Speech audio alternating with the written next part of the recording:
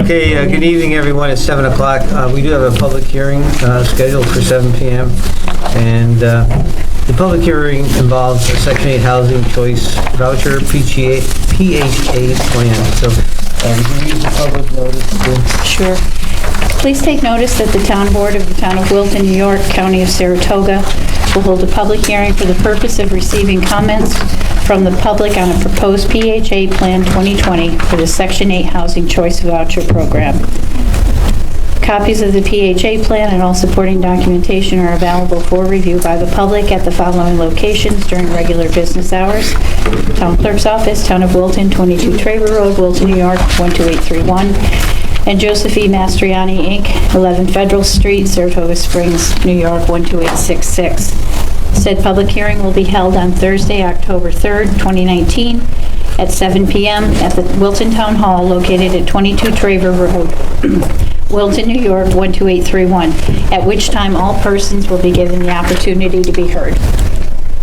Okay, I'm going to open the public hearing, but before we start, Jim Mastriani is here with us today. He's with the firm of Joseph Mastriani. They're the administrator of our Section 8 housing program, and many of you may not understand about that and how it works. So I've asked him to explain what the program is about and how your role is here. Thank you, Mr. President. So I'm going to talk about who, what, how, why, some numbers, and then we'll take questions. So who? I'm Jim Mastriani. We're from Joseph E. Mastriani Incorporated. My father started the company in 1976. I purchased control in 2007. And we're in the business of administering housing choice voucher programs. We do that in 9 different counties in upstate New York. We have more than 3,000 families participate in this very same program. So what is the Housing Choice Voucher Program? Well, this is a program sponsored by the Department of Housing and Urban Development, the federal department, and it helps the elderly, disabled, and our low-income family members of your community afford safe, sanitary, and decent housing. So how's that done? Now we're into the house.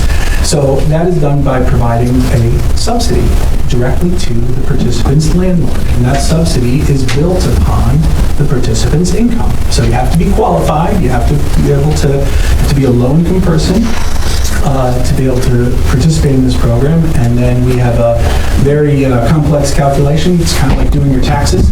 And we income qualify the participant, and we do an inspection on every unit before they can start, and every year, annually. And if all those things pass, and the person meets other qualifications, then they're able to participate in the program, and they receive a rental subsidy. So now why? Why would we want to have this program? Well, the federal government thinks it's a very good idea. And we know anecdotally, and lots of sociologists and economists have studied this, that if you have stable housing, you're able to get good outcomes in your life. If you don't have stable housing, it's very hard to get good outcomes. So when I talk about good outcomes, I'm talking about being productive members of your community, being taxpayers, holding jobs, getting education. And so that is why the Housing Choice Voucher Program exists. It benefits everyone in the community, not just the participants. Now, my second why of why we're here is because every 5 years, HUD says, well, you have to have a public hearing to let people comment on this program, and we have to put together a plan. Now, this is a very small Housing Choice Voucher Program, and because it's small, we have a very minimalist plan. So it boils down to 5 goals. And so the 5 goals are, we're going to expand the supply of affordable housing to meet the local needs. That's done through this subsidy program. Internally, we're going to improve the quality of our service through better process and information systems. We're going to promote self-sufficiency and asset development of the families and individuals on the program. We're going to ensure equal opportunity in housing. And finally, we're going to reduce fraud and program abuse. So that's the plan in a nutshell. I captured some statistics today. This program, which we started administering with you at the beginning of this year, is about $175,000. That's an estimate that I'm working with right now. And that lets us help 27 families right now are receiving assistance. 93%, 25 of those families are elderly and disabled. We do have a waiting list for this program, and it is a decent-sized waiting list. The next person we're going to help, they applied in March of 2016. Yes, and we're in a holding pattern for a while because we're working with HUD right now to get some additional funding. However, the funding is very tight right now, so we're not going to have any new admissions to the program probably for at least a year. So, on average, the gross monthly income of a participant is a little more than $1,000, and the average subsidy is $490 per month. So that is the who, what, how, why, and the numbers, and so now I can take any questions. Actually, I do have one question. You had said that you have an applicant that's been on there since 2016, is the next one up. Yes. Is that because of funding from HUD? Yes. Okay, so it's nothing locally, it's more federal. Yeah, I mean, this program was, when it was originally set up, is that the needs would help about 25, 26, 27 families. Right. And so the funding that we received every year pretty much does that amount. So we don't have, and there haven't been opportunities for new funding. So we have the same federal representatives for more funding. Yes. And it's the same 27 people every year until one goes off and another one comes on? Yep, so people leave for two reasons. They either are no longer income qualified, and so they earn too much income, or they pass on. Okay. Then you move to the next on the waiting list. And then we move to the next one. Which is why it's from 2016. Yes. Wow. There's a question in the back, Nancy. No, you. How many families, individual persons do you anticipate or do you know need these services right now? Oh, in the area? Well, I mean, in total, I mean, we have, on our waiting list, we have 32 applicants, 32 families, 15, so we have a preference system, and so if you're waiting on the waiting list, if you live within the town jurisdiction, you get a preference, and so you move up the list faster than people who do not live in the town. So there are 32 families on the list, 15 of them live or work within the community. And are those, I don't know whose job it would be to be informing HUD handles this, correct? If it is HUD funding. HUD, on the latest numbers. Is anybody feeding the statistics and those numbers up the chain so that the funding can be driven by HUD? So HUD is absolutely aware that there is nationwide, there's greater demand for this program than there is supply. And so that is completely controlled by Congress. And, yeah, so, call our congressional leaders and say we would like more funding for the housing choice voucher. Eric? Hi. Two things. First of all, despite the long waiting list, I'm involved with the Wilton Food Pantry, and certainly we have people that are already demonstrating that they have need for services. Are you the person to refer them to? Yeah, absolutely, to my office. And some of these people on the waiting list, are they homeless? I don't know, but probably not, because we're not a great solution for homeless, because we're a subsidy program for people who are renters. Yeah. And so if you're a homeless person, typically you need more supportive services than the Housing Choice Voucher Program can offer. And so we're a little higher up on the housing needs hierarchy. Do you ever get people who apply who are homeless and you say to them, I'm sorry, we can't help you? Well, so we will always take the application. The difficulty is if you're homeless, you're not going to get a preference because you're not a member of the community. The reason I'm asking is we do have a homeless shelter in Saratoga Springs Sure. that I'm also involved with. So if somebody does show up that is homeless, and you just say to them, look, we can't really help you, there is a place to refer them to. Even if they have no means of getting there, the shelter will reach out and find them, even if they're living in a car or in a tent or whatever. Absolutely. So, like I said, we work in 9 counties, and we have worked very hard to build relationships with all other human service organizations. And so we often provide referrals. I actually have a dedicated staff of family self-sufficiency coordinators that work with other human service agencies to develop those relationships and provide referrals out in the community for work that we can't do. Thank you. Okay. Any other questions? I have a quick question. Does New York State or the Saratoga County offer any housing subsidies?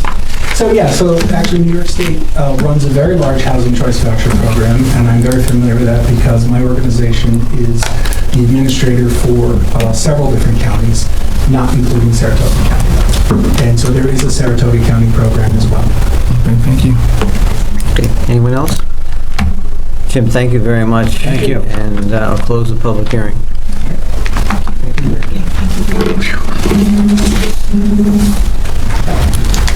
Okay, I now call to order the regular monthly meeting of the Wilton Town Board, and as usual, we'll start with the Pledge of Allegiance. I pledge allegiance to the flag of the United States of America and to the republic for which it stands, one nation, under God, indivisible, with liberty and justice for all.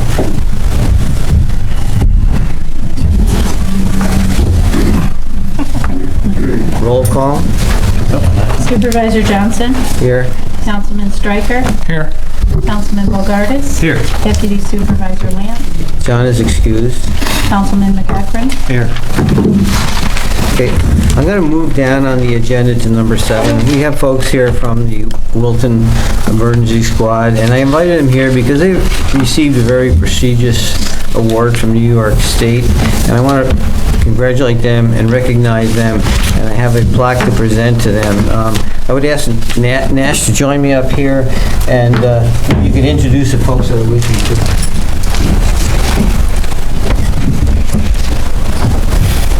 So we have a couple of our dedicated team members tonight. First, Erin Montrello. She's a paramedic for the officer of the organization. She's been with us for 4 years. Caleb Delsignor, she's been with us a year as a paramedic. Paul Mail is an EMT. He's been with us 20-some years. Brian Terry is a paramedic supervisor with local EMS. He's been with us for over 10 years. And the young lady at the end is Haley Spezio. She's a senior at Greenwich High School doing a job shadow program with the organization. So I just want to go over the award that they received, and this plaque is presented to the Wilton Emergency Squad by the Wilton Town Board in recognition of being the 2019 recipient of the New York State Excellence in Pre-Hospital Quality and Safety Award. Wilton Emergency Squad was the recipient of this award because of the measurable changes in the practice their organization has made to the treatment of patients in sudden cardiac arrest. Knowing that bystander CPR is crucial in surviving cardiac arrest, they have made it their mission to train as many people as possible. This training is introduced include employees of the town of Wilton, and I know it's not on here, but I know they do training for the Devon Park and all that staff, and so Wilton Town Board and the residents of the town, thank you for your continued excellent service you provide to the community. And I can attest to these guys are the best. They're known countywide, statewide. They're probably the best emergency organization in the area.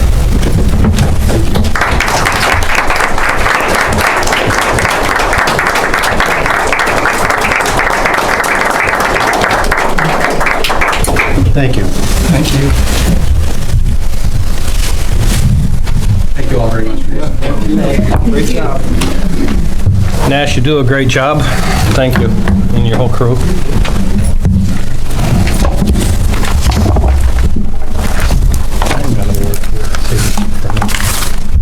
And I move them up on the agenda because we may need them out on the street. Sure, we're paying them to sit around.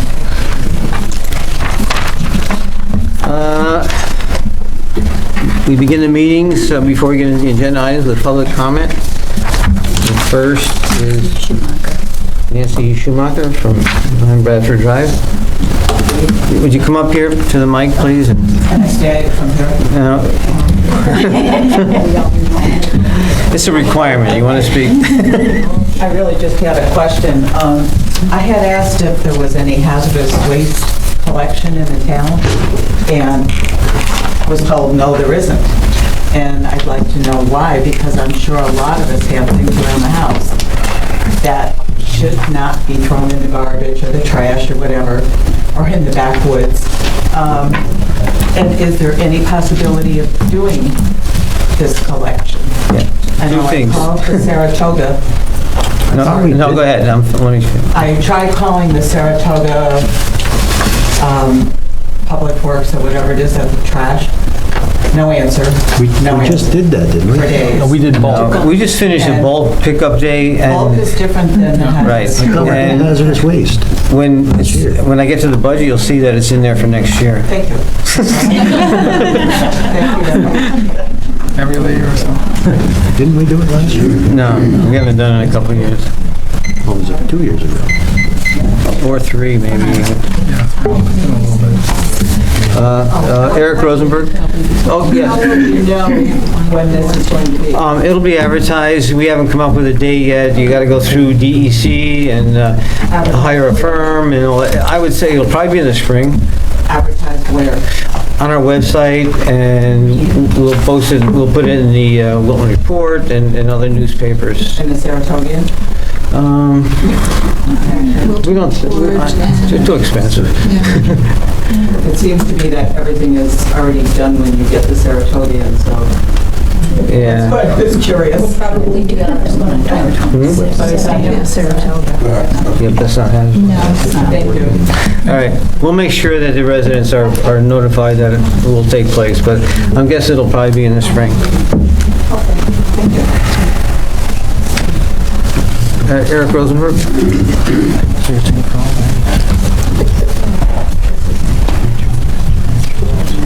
Eric Rosenberg, 16 Broad Lane.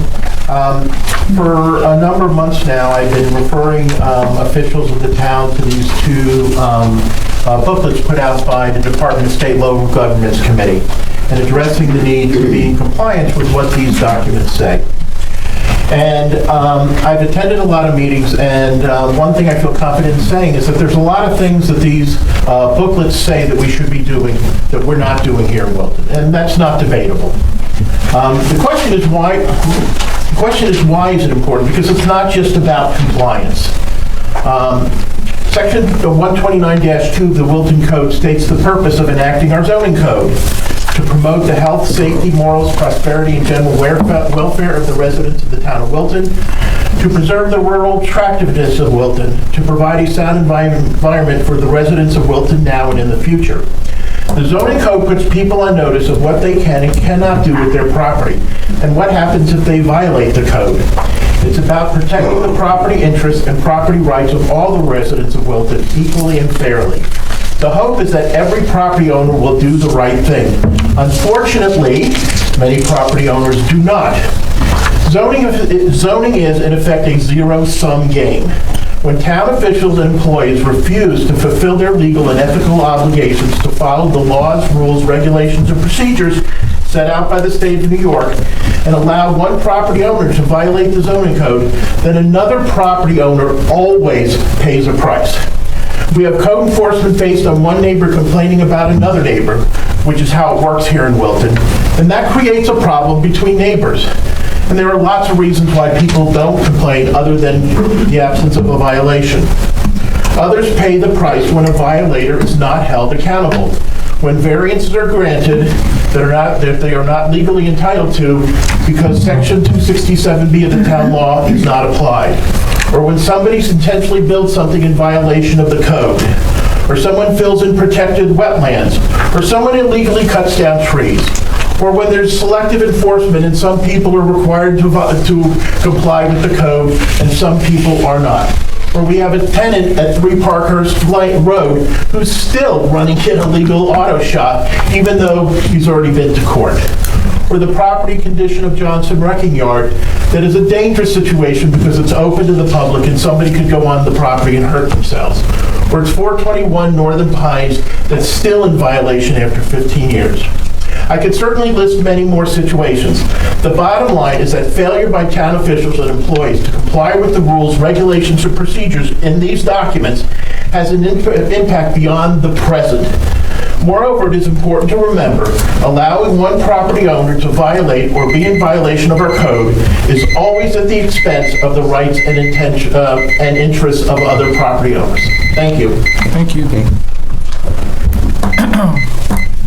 Next is Dave Bushin.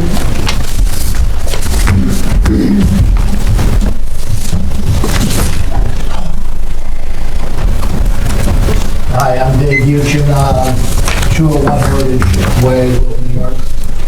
I'd like to address this directly to Steve Stryker. Steve, you have 2 more meetings.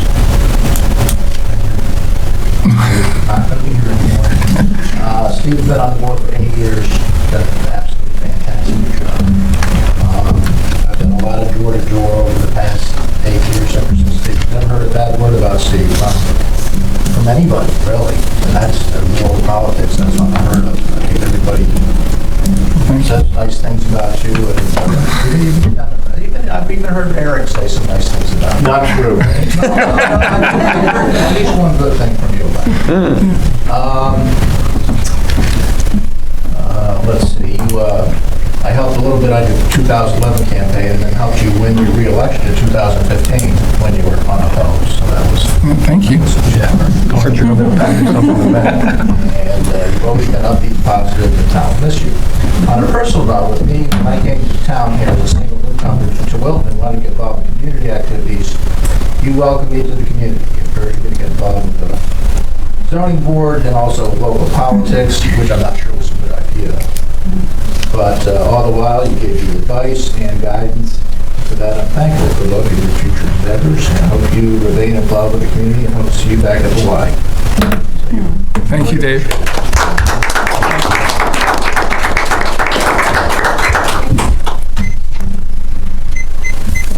Karen James?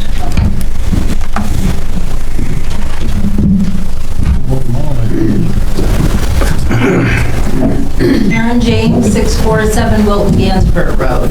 The Taste of Wilton Committee asked me to speak to you on their behalf.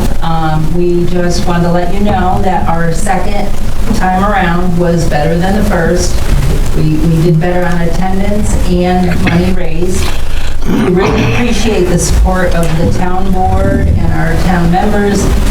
The new pavilion at Gavin Park is stunning. I got so many compliments on it. People came up and said, oh, God, it's beautiful. And the park staff were all so wonderful. We especially want to mention Steve Vance. We know he's coming down here.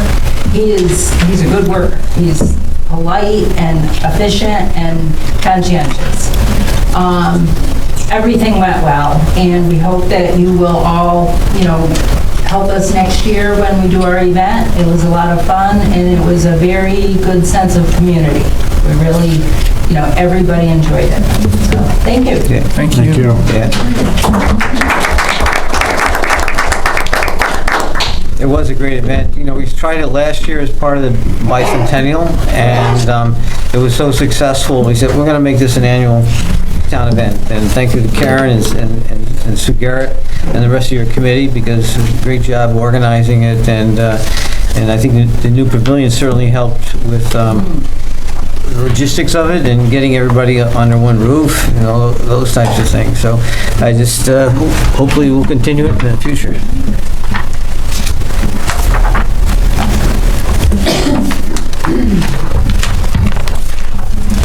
Okay, that's the last of public comments, so we'll move on to the minutes of our September meeting. Is there a motion to approve the minutes pending from September?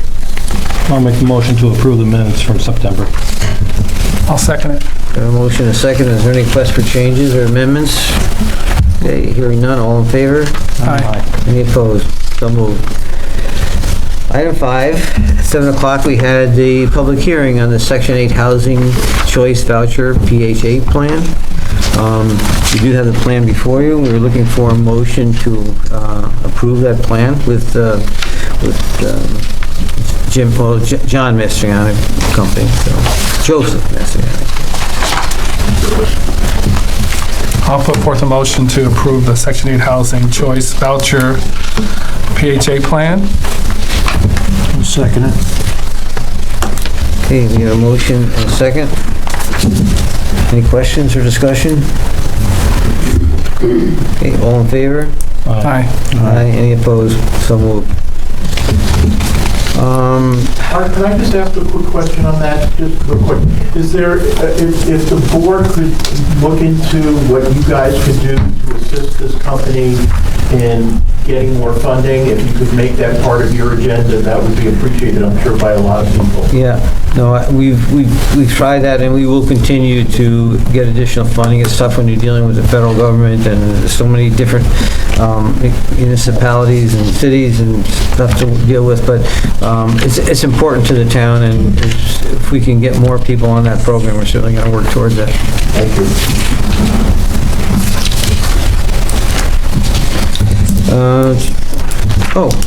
Next, Wilton Wildlife Preserve and Park. We can't forget Margot. Margot comes quarterly to present us with all the good things that are happening at the park. Thank you. I hope everyone got a chance to pick up our quarterly report, which is at the back there on the desk, and then also our September-October program listings. As Art said, I come here quarterly, and so I haven't been here to talk about the summer, which seems sort of far and distant now that fall is here and it's kind of chilly, but if you look over the report, you can see we had really a wonderful summer. We had lots of great programs. We had a lot of fun working at Gavin Park. We were there one day a week at Gavin Park. We also brought our programs to the Malta Community Center. We got a grant from Global Boundaries to bring the same programs we were doing at Gavin Park to Malta, so that was nice. And so we worked with a lot of different summer camps, summer programs, have lots of families that come through to utilize the wonderful facilities.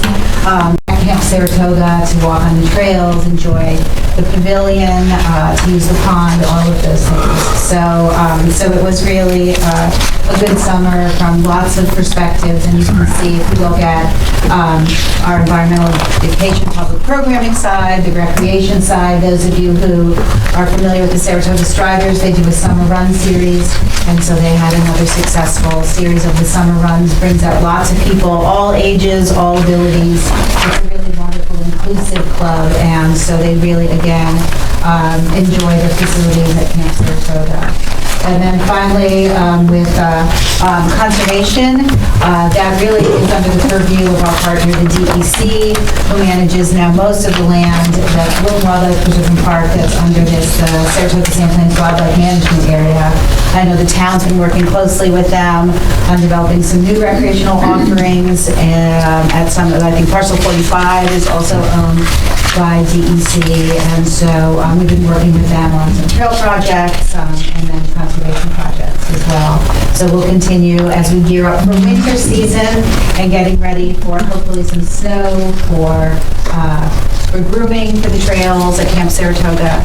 And so, fall is here, but winter is on the way. So we'll be getting ready for that as well. We do have an Eagle Scout who is doing a project in collaboration with the town. He's been working very closely with Brian. I just saw him over at the Good Scout dinner, and he's excited about their building a shed to house the grooming equipment that Wilton Wildlife Preserve and Park uses to groom the trails. And so the town is helping, Wilton Wildlife, along with other community organizations, help to fund the project. And so the town was just there at Camp Saratoga clearing the spot and getting ready to help this Eagle Scout build this building that will help in the recreation program for many people who enjoy that. So that's going on this fall. So if anyone wants to volunteer, Trevor Borden would love to have your help. The last 2 weekends in November are the scheduled build for those. So I think without spending more time talking about this, if people want to take a look at it. Also our program brochure, so we have different activities coming up.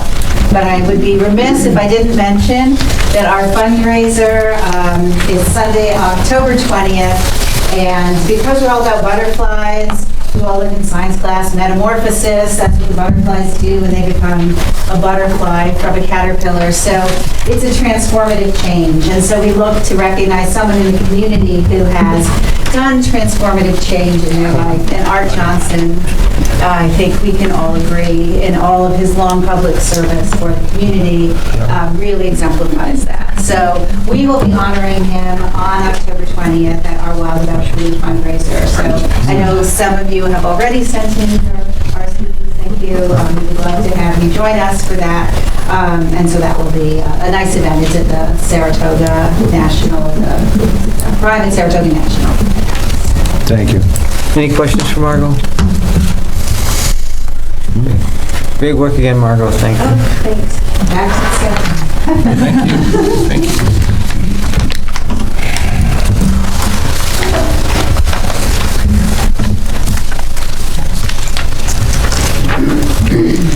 Okay, it's the time of year again when we have to come up with a budget for 2020. So I want to present the tentative budgets that I put together for 2020. We have a few slides to show you that Maria is going to put up on the board. So, okay, the total tentative budget for 2020 is $8.7 million. That represents approximately a 2% increase over our 2019 original budget. Just some highlights, so it will be the 38th year. There's no town tax, no general tax, no highway tax affiliated with the budget, and there's no use of town surplus funds to balance the budget. The appropriations and revenues are equal, so we have, once again, have a balanced budget. Some of the highlights include road improvements. We always want to fund our highway department, and then we have $824,000 in road improvements, which is about the normal that we provide each year to the highway department. Again, I included $220,000 in new highway equipment, which is basically Kirk's priority was a loader. And that's what that $220,000 represents. There's issues with the dam at Camp Saratoga that needs to be repaired. That's $150,000. And Mark Mikens has put in for a security system for enhanced security system here for Town Hall. And the highway garage is about $62,000. And as to that woman in the back, there's $25,000 allocated to Hazardous Waste Day next year. There are no particular capital projects, huge capital projects that we had this year. We had the pavilion, and we have still have the court building going on, but there are no other proposed major capital projects other than what I just outlined. There's a few other things that you may be interested in the budget.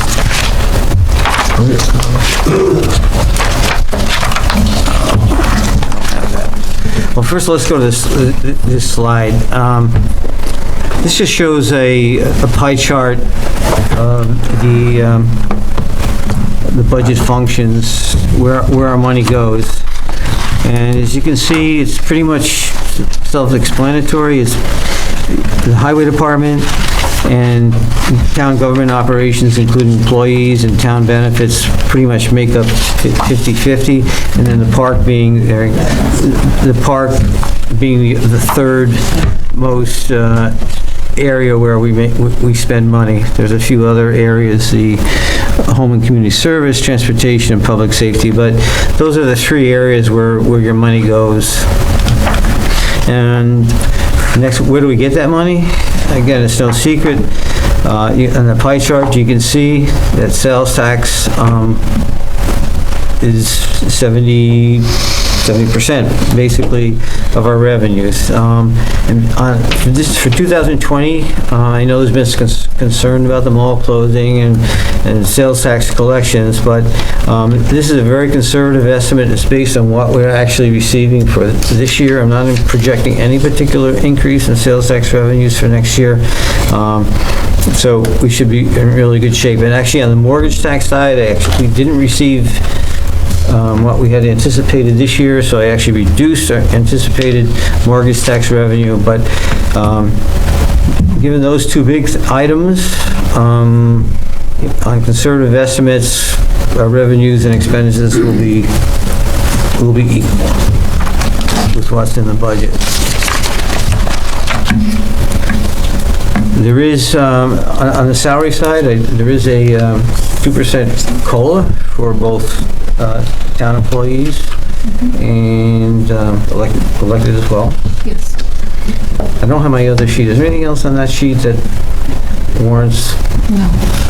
You hit all the highlights.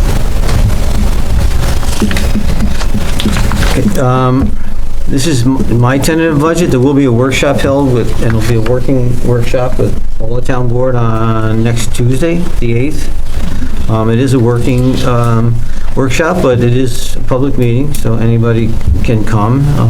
There's no public participation, but you're certainly welcome to sit in. It's at 4 o'clock on the 8th. And then the public will be able to weigh in next month at a public hearing before a town board meeting, which is what, November 3rd? 7th. November 2nd? So 7th. Okay. So in the meantime, the total budget will be online. If there's particular questions in between, you can contact our controller, Maria, or you can contact myself or any town board members in that regard as to if there's particular questions. But the public opportunity to weigh in on the budget will be at the November 7th meeting. And there may be some revisions before we get there based on the workshop. So that's it. Is that? Will, is it on the website now? Do you know?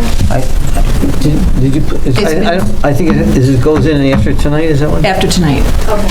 And do you know where it'll be? There should be a link on the homepage, and then it'll also be under the controller's department. Yeah.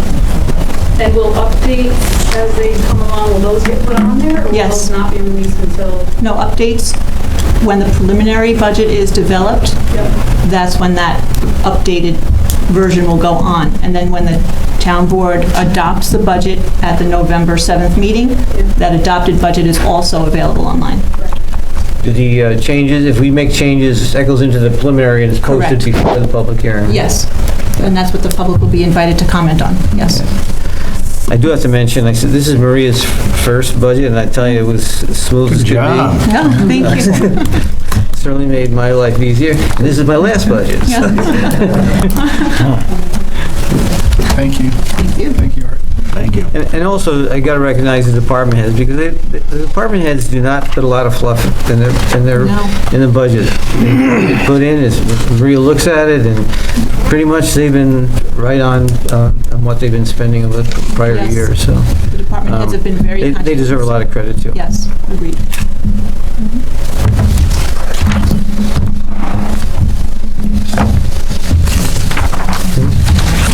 Yeah, so we need a motion to set the public hearing for November 7th at 7 p.m. I'll make a motion that we set a public hearing on our tentative budget for November 7th. I'll second it. Preliminary budget. Preliminary. 7 p.m. 7 p.m. I second it. A motion and a second. All in favor? Aye. Any opposed? So moved. Committee reports. All right. I know you do. Let the packet go first. Yeah. All right. Core project. Actually, the pavilion, as you guys know, for the Taste of Wilton, it was used and greatly accepted and appreciated. The gentlemen and the guys who did the work and the ladies who did the work on it, kudos to them. They did a very nice job. There's just a couple of minor things that need to be touched up, some more facial stuff and stuff like that. So they should be finishing that up prior to winter. The core project, which is the ongoing project, has made significant progress since the last meeting we had. The roof has been completed. The exterior siding is mostly complete except for where they are doing the front entrance vestibule area. The front entrance vestibule area, we as the town have made some design changes, which now has set us back a few weeks because we kind of tweaked it a little bit more to the way we want it. So it has set us back a little bit because we had to do a little bit of a design change. So this is going to put us back a couple of weeks on the overall completion of the project. Again, this falls on the town. The delay falls back on my committee. I am to blame if you want to put it on me since I am head of the committee. But we are doing a little tweak of the design that actually brings it out a little bit further and makes it a little bit better in the winter for us. So on the end, it'll make it a nice improvement. If you have noticed, we have removed the one door that was in the court. Yeah, if you had looked at the front of the building, there was a door way to your left of the building. We have removed that door. If you look at it now, at least during the daytime, you'll see there's no door that goes into the court. This was a security risk because that door could be opened from the inside. Anybody standing outside who had ill intentions, all it was a matter of pushing a little lever on the door and they could have came in and bypassed all of our security measures. So that door has been removed now. If you look at the court building now, your main entrance is the only entry door from the front of the building and only public access door to the building. Well, once it's finished, it'll be the only access, public access, and they'll have to go through a security measure to get into the court. We anticipate the project to be completed on schedule that we have. We've been provided with a schedule and we're pretty happy with it. And the exterior of the building will be completed. Phase 2, I know everybody's looking at the outside of the building, but there is also a Phase 2 which actually reconstructs the inside of the building. That is currently underway, but some of it is dependent on the outside of the building, like the windows and stuff. But Phase 2 is in progress and the walls and different things are going up as we can complete it with coordination of the outside of the building. So other than that, that is my committee report. The salt screens for the highway is under construction and welding and everything right now and should be ready, I was assured, about the middle of this month, I believe, end of this month, by snowfly. That's it, sir. Anyone else? I've got something from Mr. Lant. He couldn't be here tonight, but he'd like to thank the board for the waste pickup. He thought it was a great success. And he'd like to thank also County Waste for the participation, the Highway Department staff, and the park staff for being courtesy to the residents, along with the hazardous waste pickup coming in the spring. So that was one of the things he'd like to continue carrying on with these programs. So that was from John. From me, I'm going to bring it up because John's not here. John retired from the fire department after 45 years of service. I think mainly because of 2 major back surgeries. He doesn't want to risk going through it again. So I don't feel he ever got the recognition he deserved for all the years of service he put in there. I've known him for a long time. I know in the, Dwayne, you might even know it, but I know in the late 90s there was an apartment fire on my road, Smithbridge Road, where he pulled 4 people out of a burning building by himself. So I think it'd be something to maybe recognize him with a plaque for all his years of service to this community. And I bring that up because he's not here, because he would not. Right, he wouldn't like that. He wouldn't like it one bit. No, he'd want a statue. I know a lot of lives were saved during his. Certainly well deserved. During his 45 years, there's a lot of people here today because of him in this town. Steve, anything on the park? Oh, We had a junior NBA programs moving right along. First coaches meetings were yesterday, and drafts going on this week, so that's looking good. You remember those days, right? I do. And the daily gym floors were all resealed, so those are looking beautiful. Looking for a lot of programs going on this winter. So pickleball inside the courts, inside the basketball, and a lot of people enjoy that. So those are up just about every day, morning. But no, and then we're going to have the afternoon open gym for the kids, 3:30 to 5, 3 to 5. So that's going to be starting up again too. So that's all. I just got one event to announce. Wilton Heritage Society, they have their annual apple pie social. It's Sunday, October 13th from 1 to 4. You get a slice of apple pie, a wedge of cheese, and a beverage for a very minimal price of $5. So that's always been a very annual event that's been a great success and helps with fundraising for the Heritage Society.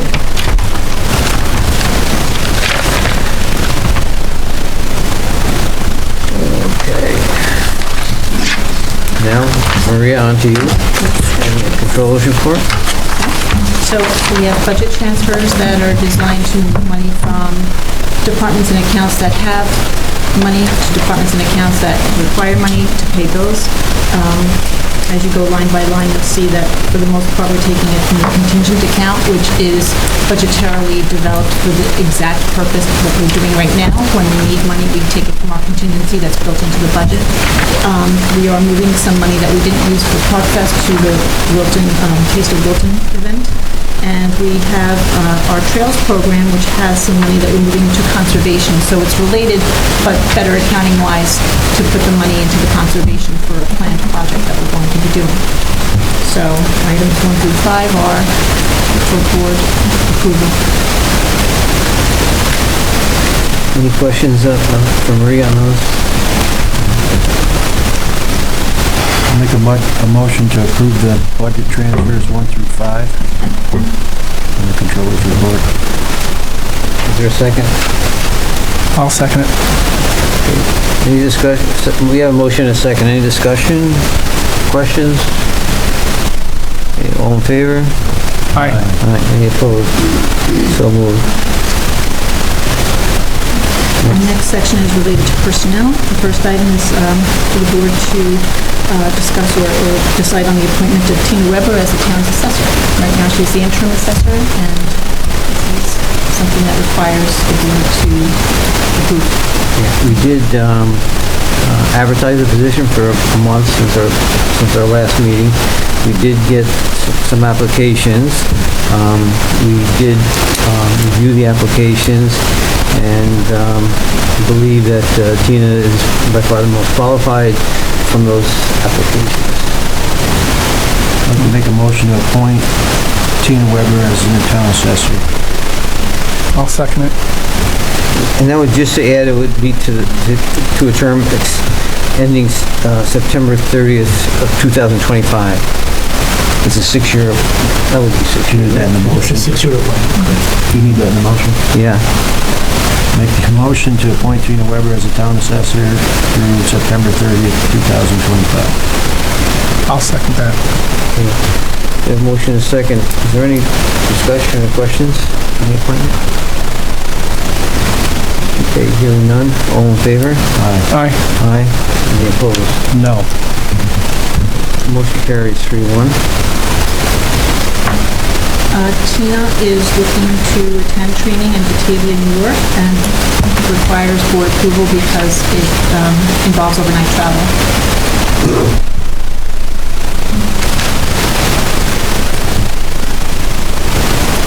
I'll put forth a motion to allow Tina Weber to attend this conference on those 2 different separate dates.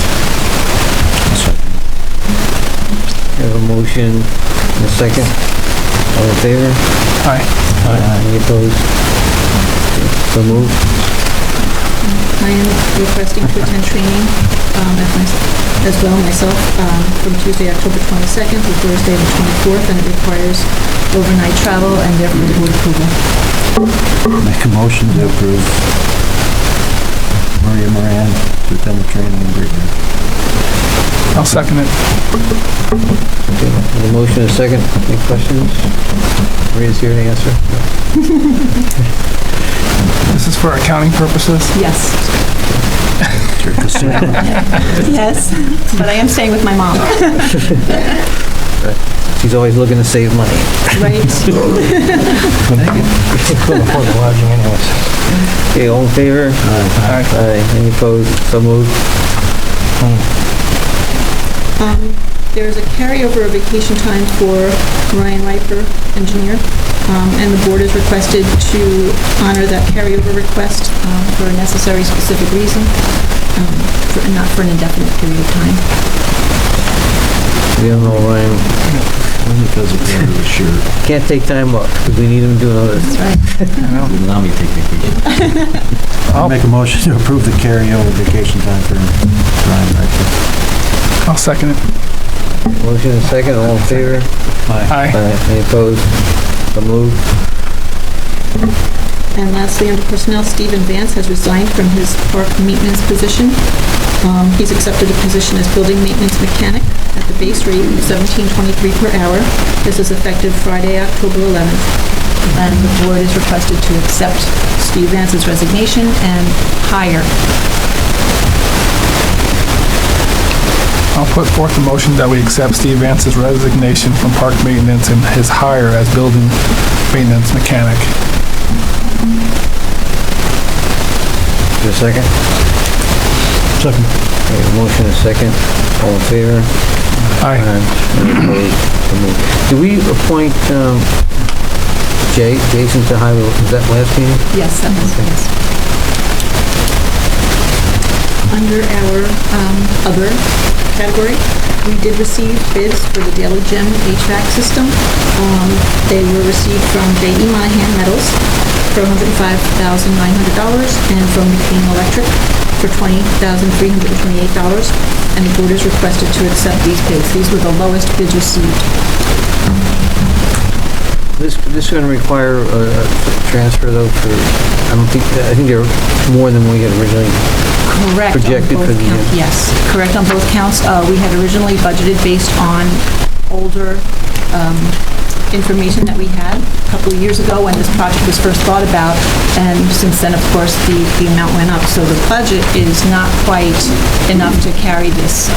What we will be doing is when we're ready to pay these bills, and we don't anticipate the payments are going to be happening until later in the year at the earliest, we will be requesting to use a reserve money for this.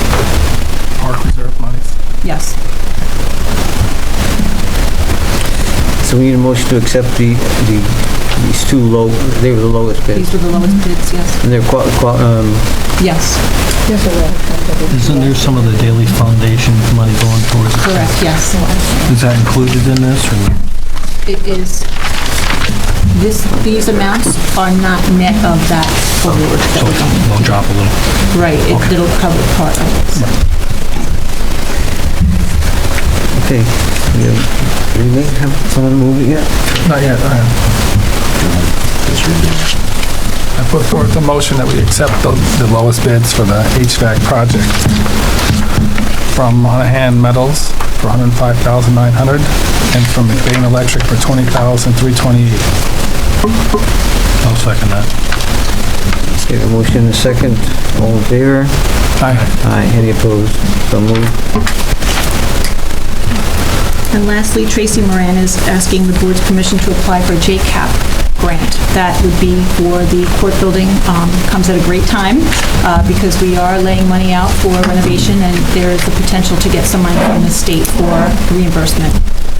I'll make a motion to give your permission to apply for that. I'll second it. The motion is second. Questions, discussion? No, I think that's great. Hopefully we get some money's back. The little changes. Yeah. They, actually, the last 2 years, they haven't gotten it, but they did get the grant a couple of years ago. I was talking to ladies today. They have already earmarked some of the money for some of the grant to what they want to do. I got one more thing. And we have to vote on this, though. Okay, all in favor? Aye. Any opposed? So moved. Thank you. Bring this up there, buddy. I spoke with Cliff, who runs Operation Adopt a Soldier. He's doing, honoring our Veterans Buffet Brunch. There's a family event. It's going to be on November 10th between 11 and 3 p.m. at the Fortunes Restaurant on the grounds of the Saratoga Casino and Hotel. The price per person is $35 at the door, $30 or $35 at the door. Children 3 to 10 will be $10 or $15 at the door, and children under 3 are free. It's actually a pretty good event, and hope to see you all there. That's a fundraiser for them, and as you all know, they suffered a very tragic Massive fire, loss. and they certainly can use fundraising.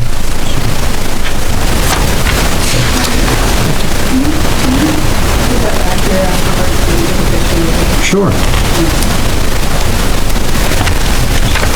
Okay, that's the end of the controllers report. That concludes the agenda. Other than the bottom, the 2020 budgets for Greenfield Fire and the Wilton Fire are on file in the town clerk's office. If anybody wants to look at those, we don't have any jurisdiction over those two budgets, but they are available to review if anybody wants to. So, Do we have something we can post this on?